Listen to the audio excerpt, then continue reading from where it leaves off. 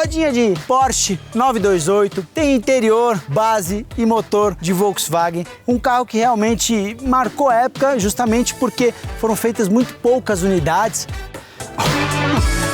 Então o que fez a Dacon na época foi algo muito corajoso por brinquedinhos como esse aqui, o Pag Nick. O que é esse carro? Valeu, tão bonito de Pag Nick!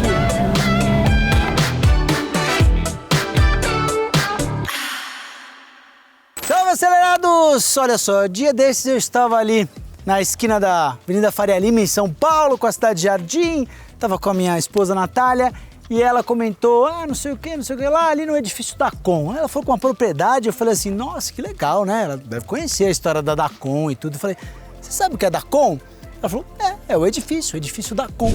Bom, ela não sabia. Dacon, eu tive que dar essa aula acelerada para ela. Dacon era uma famosíssima concessionária Volkswagen nos anos 90, mas além disso a Dacon marcou história no mercado automotivo por brinquedinhos como esse aqui, o Pag Nick. O que é esse carro?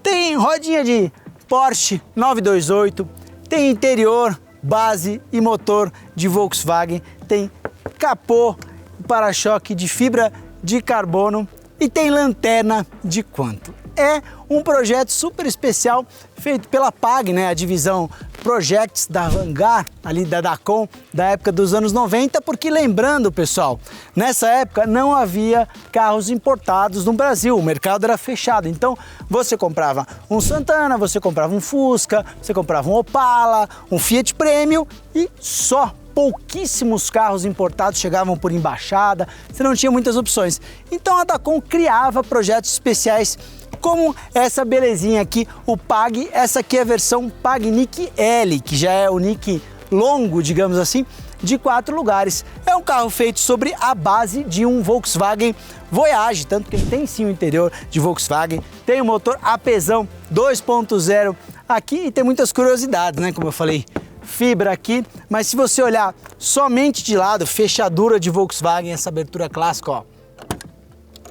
Também, quem não lembra esse barulhinho dos Volkswagen? E aqui atrás, olha que engraçado, eu não sabia, eu vi depois na ficha que essa lanterna é de quanto. Então se a gente olhar, realmente você tem uma viagem aí na história. O que esse carro é? Ele é um Voyage super curto, né? Uma versão de um carro super urbano que foi projetado ali pela Dacon com a ajuda do Anísio Campos, também o Anísio Campos, um grande projetista brasileiro, marcou história na indústria e foi responsável por esse carro que eu acho lindo, muito bonitinho. Eu vi lá na vitrine da Larte e falei, por que não a gente leva para fazer um raio-x e mostrar detalhes? Dá uma olhada no balanço traseiro desse carro, que é o espaço que você tem depois do término das rodas. Aqui você tem 4 dedos, eu acho que eu nunca vi um carro com balanço traseiro tão curtinho como esse aqui. Um design que é bem interessante, mesmo depois de tantos anos. Adesivo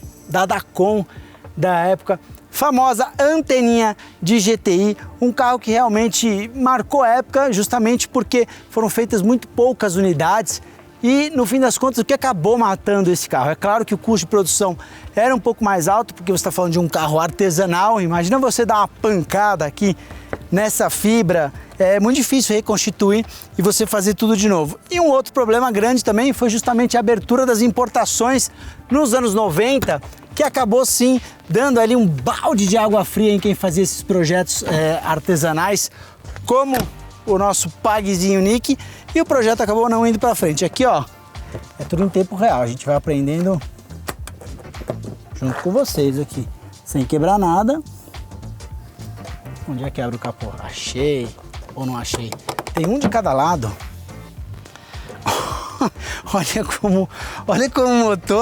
Olha como o motorzinho tá aqui totalmente prensado, jogado para trás aqui.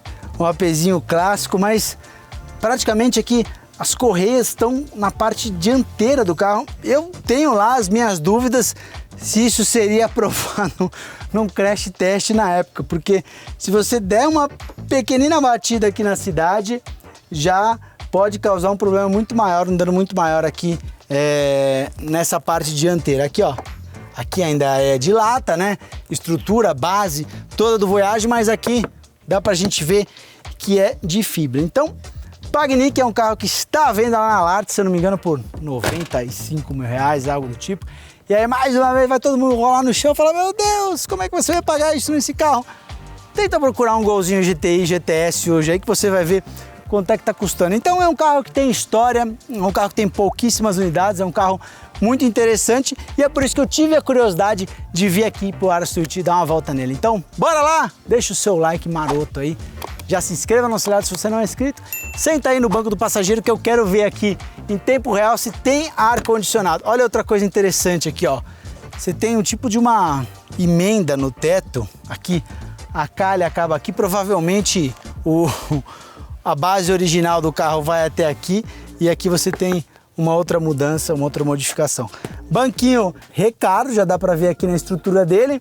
Aqui a lateral de porta, esse vidro, essa abertura de vidro é idêntica do Santana GL89 que o meu pai tinha. Volante 4 bolas ali, dá pra gente ver com o símbolo da PAG e vamos ver se as buzininhas estão todas funcionando. Aqui! Ah, pessoal, carrinho legal, simpático demais, viu?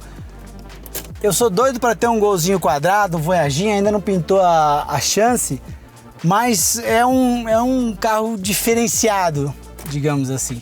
Essas luzinhas do painel parecia o chaveirinho que a mãe trazia do Paraguai nos anos 90 e era um chique nos Volkswagen da época. Hoje a gente vê que é uma coisa super rudimentar, né? Aqui no painel eu tenho um econômetro que vai me mostrando em quilômetros por litro o consumo, né? Uma medida gringa aí. Então aqui, ó, eu tô sem acelerar, ele faz 14 quilômetros por litro. Não, desculpa, eu tô falando besteira, não é litros por quilômetro, é quilômetros por litro mesmo, então tá correto. Eu tô sem acelerar, ele faria 14, quando eu acelero ele já é um dedo duro esse econômetro aqui, ó. Volante não tinha direção hidráulica, acredito eu que também não tinha ar-condicionado. Esses comandos aqui também são iguais aos do Santana do meu pai na época. Esse painel, todo esse conjunto aqui é de Volkswagen dos quadradinhos. Ó o afogador.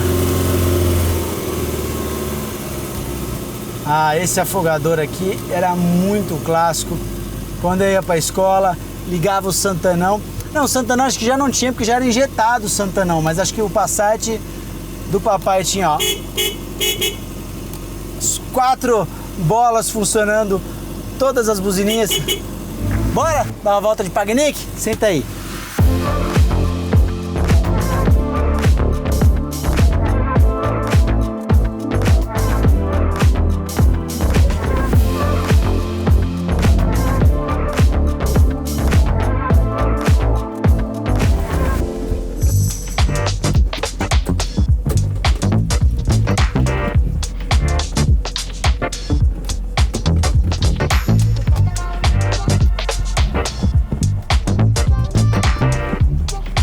Vou confessar a primeira questão aqui para vocês de um clássico. Fui mexer no banco e ele não tá voltando. Então, só dá Larte, vamos dar um acerto nisso aqui para o próximo comprador de Pagnic. Eu acredito que ele não tem ar-condicionado, tá? Essa versão aqui, então a gente vai andar um pouquinho de vidro aberto. É um carro, galera, com entre-eixos de 2. Alguém deixou o banco até para tirar uma soneca aqui. Acho que para a GoPro pegar um pouquinho melhor.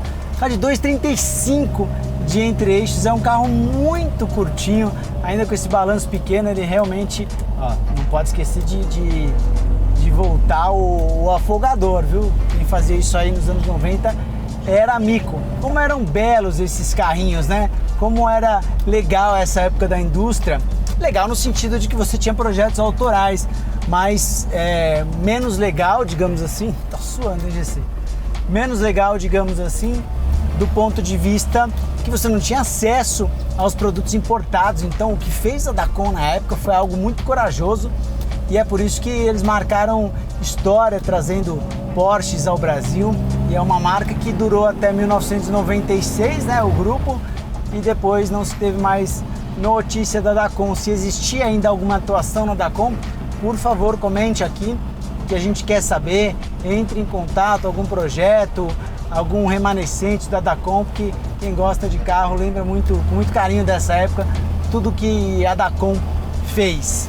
Coisa bacana que eu falei, roda de Porsche, nesse carro era uma miscelânea, a roda do Porsche 928, né, que era chamada na época carinhosamente de Fondial, né, pela semelhança dela ali com essa parte do telefone. Então ficou muito marcado o 928, que é um Porsche que eu adoro. Aqui em tese a gente tem 120 cavalos no motor AP.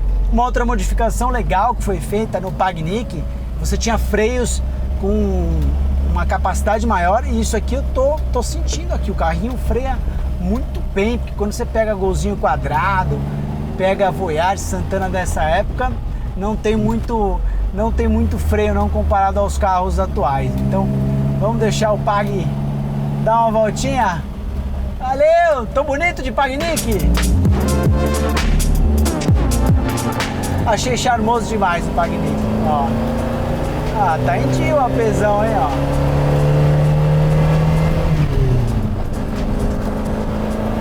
Então, você tinha esses freios mais dimensionados aí. E eu falei em Santana, ó, parabéns, inclusive eu tô usando essa parada dele para regulando. Aê, achei! Um dentinho de banco, ficou bom, hein? Esse dentinho que eu achei. Eu falei em Santana, o Pag teve a primeira versão dele, que era em plataforma de Gol, né, que era de 2 lugares. A segunda versão, que era o Nick L, esse aqui, plataforma de Voyage. E a terceira versão, o Nick Chubb, em plataforma de Santana. Então era um carro que já tinha um pouquinho mais de espaço. Agora, o que me deixa curioso é saber como é que eram feitas essas peças de fibra, porque a peça ela não é rudimentar não, pessoal. A parte de capô, aliás, o Hector me alertou que eu falei fibra de carbono, ainda não, era fibra de vidro, pessoal, que tinha, não era fibra de carbono não. Mas não era uma produção rudimentar, as peças são muito bem feitas, são muito bem encaixadinhas, então era um carro que, para quem não conhecia se tratar de um projeto artesanal, era um carro que passava até como um carro de montadora. Você chegava ali numa concessionária da Dacom e podia ter a impressão de que a Pag era uma montadora, de que esse era um modelo de Volkswagen, por tudo que ele trazia.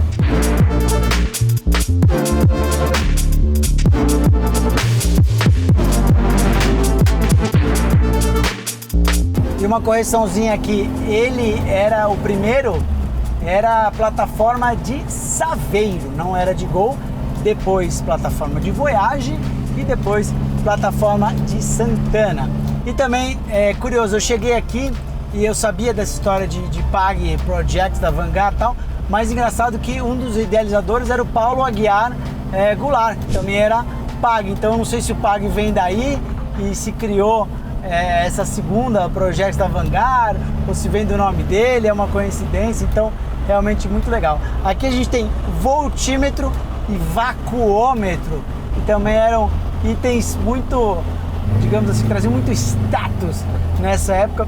Curiosidade aqui, o velocímetro ele está em quilômetros e ele também tem a marcação interna em milhas, ou seja, talvez existisse uma intenção de exportar esse carro, né, no projeto inicial, um projeto pensado de repente internacionalmente, mas foram só 150 unidades produzidas em toda a história aí do Pagnic, e uma delas é essa aqui que a gente está dando esse rolezinho. É isso, galera, espero que vocês tenham curtido mais um pouco de história automotiva que eu adoro, que eu fui buscar um pouquinho pra gente trazer esse carro pra cá. Então, se você tem mais sugestões, deixa aqui nos comentários pra gente contar histórias bacanas, trazer carros marcantes. Um outro carro que eu quero mostrar aqui é o Hofstetter, um carro muito artesanal, muito difícil de encontrar, mas eu sei que existe no Brasil. Quem sabe a gente consegue trazer pra cá ou dar uma voltinha no Hofstetter, uma produção nacional. Então manda aqui mais sugestões pra gente, a gente vai batendo um papo e curtindo esse mundo automotivo. Valeu demais, deixa o seu like, o like ajuda demais, manda aí pros seus amiguinhos, pros volqueiros, pros fãs de Dacom, pra todo mundo que curte esses projetinhos, e tamo junto, vamos nessa, até a próxima, valeu!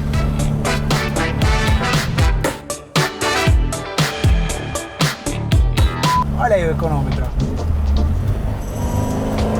Agora tá fazendo menos de 6 km por litro com o pé embaixo. Olha, imagina eu aqui, ó, nos anos 90 de Pagnic, andando tudo errado, assim, ó, com o encosto caidão, braço aqui.